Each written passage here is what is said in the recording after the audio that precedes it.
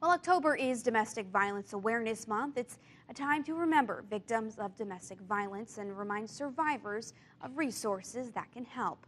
This year in the Brazos Valley, it's a special anniversary as the Sexual Assault Resource Center celebrates its 30th year.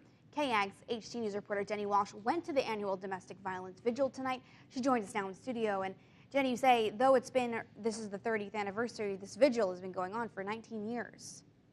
Amanda, it has, and even though the vigil happens every October, tonight really looked at how domestic violence and sexual assault has changed over the last 30 years and what can be done in the future to make these crimes obsolete.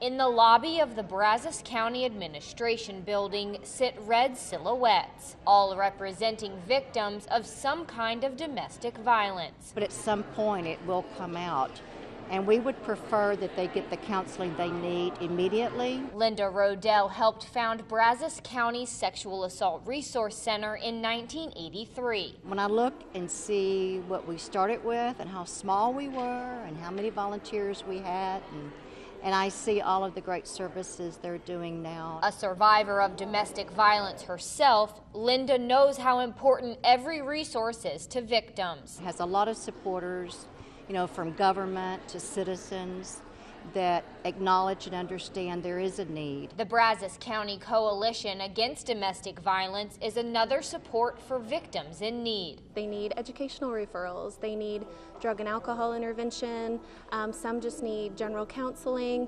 We're here to provide them with whatever resources and avenues that we can to help them. And while grants for those services and laws have changed over time, victims' fear to report the crimes hasn't. Never be afraid. Don't think you're going through this alone.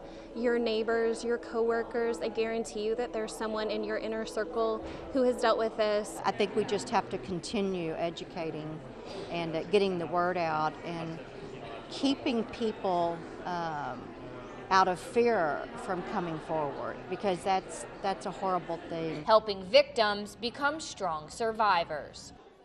Now, there are handfuls of resources across Brazos County and our seven surrounding counties, including shelters and 24-hour hotlines. For a list of those, head over to KAGSTV.com. Amanda?